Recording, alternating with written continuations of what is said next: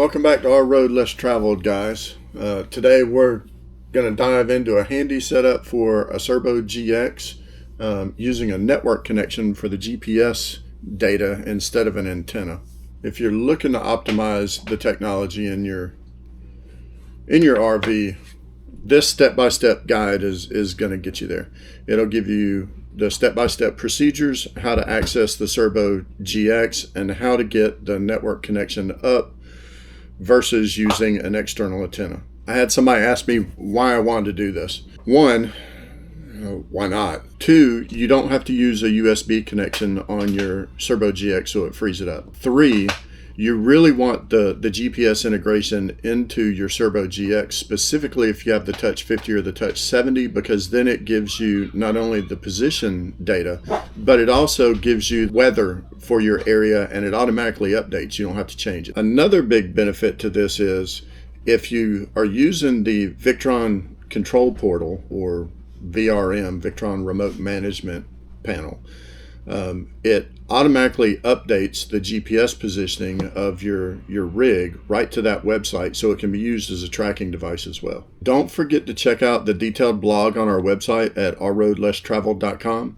And if you'd like to join a live interactive conversation, you can join our Facebook page, where this is one of the topics on there as well. If you like our content, please like, share, and subscribe. Keep up with all our content, our journey, and more RV tips on the way. So with all of that housekeeping out of the way, let's get started.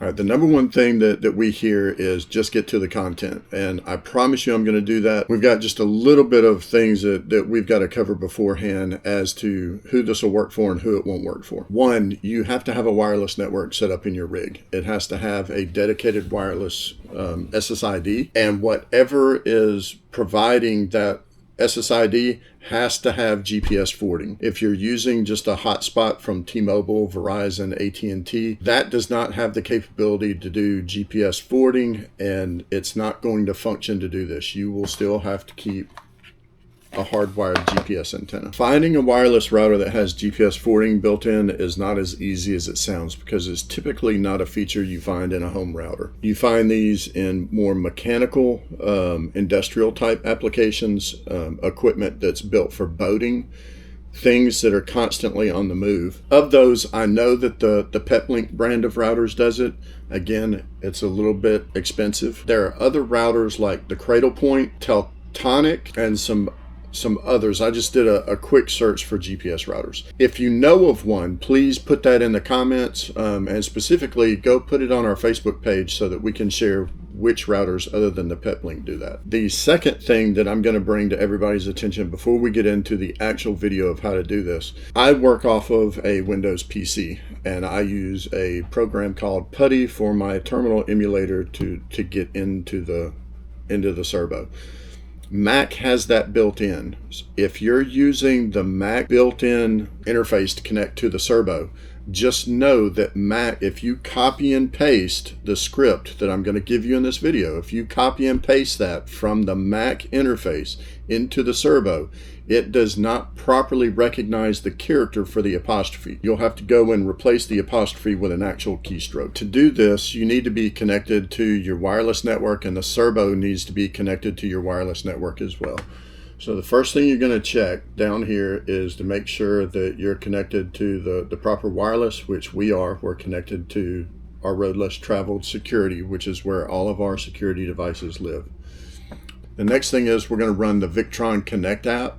And what that's going to do is it's going to give us this IP right here. We are not going to log in using the Victron Connect app. We're actually going to use the web page. And we're going to go directly into the Cerbo. All right, I've got the IP address of our Cerbo up here. And what we want to do is you can click on any of these areas here and it will get into the menu side. On the right-hand side of the screen, you'll see that I've basically got my instructions on how we're going to set this up. These buttons here are how you're going to move this little blue line. First thing we're going to do is we're going to go to Settings, we're going to go to General, and we're going to go to Access Level. Now, my access level is already set to Super super user, yours will probably be set to user installer. If you just come over here and click on this right arrow button and hold it, it will bring up the screen that allows you to go in and choose super user. And then you go in and you set your root password. Now, the root password can be numbers and characters, but it has to be at least 6 digits, so do that. The next thing you want to do is you want to enable SSH on the LAN, because SSH is the protocol you're going to use to access this.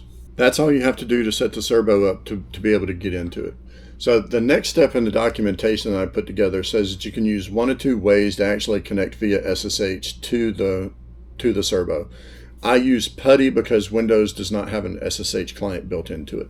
Mac does. In order to use the SSH client in Mac, you simply go to Finder and do a search for terminal. Once you open up terminal, you'll type in root @ and then the IP address of your Cerbo. Then it should request the password that you set up in the Cerbo, and that should log you in.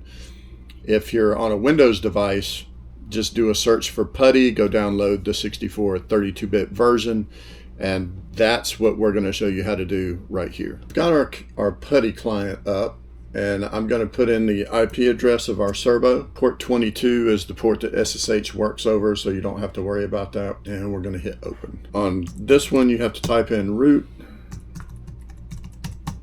You have to type in your password, and you're there. Now, the next step of this is going to be modifying 2 files. You have to create one and modify the second one. So the first one that we're gonna create then modify is gps.sh, and what this is going to do is it's going to hold all the settings for getting the Cerbo to connect wirelessly to your GPS forwarding device. Nano is the built-in program within the Cerbo that's in Linux that you're going to use to edit this with.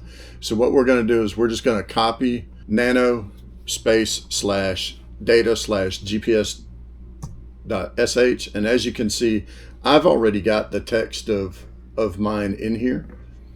You can find this text in the document that I put together. Just keep in mind that this little apostrophe right here and this one, Mac is not going to pick up properly if you're using a Mac. So once you paste this in, it's real simple. You hit Control X and it gets out of the system. Now, for those of you that just created the file, you're going to do a Control X, which tells it to close the file, but then you're going to hit yes to save it, and then enter, and it'll take you right back to the command prompt. The next command that you're going to issue is you want to change the read, write, and execute permissions of that file so that at startup, any of the users that are logged in under the Cerbo can actually initiate the program. To do that, you use the change mod function, and then 755 is a very specific setting. I'm going to go ahead and paste that in here. I'm going to hit enter, easy peasy. Now the next thing we have to do is we have to go find the startup file on the Cerbo. That file is called rc.local. It's in the same place as we put the GPS file. What we're going to do is we're going to type in nano, and as you can see, I've already got the information in our file. The steps are the same. You're going to hit Control X, yes, and then enter, and it's going to take you back out. We have to do a permissions change on this file. So we're going to do a copy. Now this one is a little bit different. We don't want the script and the startup file to have the same permissions. So you're going to copy the chmod space plus x space /data/rc.local, and that's going to change the permissions on that file. Now we're simply going to reboot the Cerbo, and to do that you can type in reboot.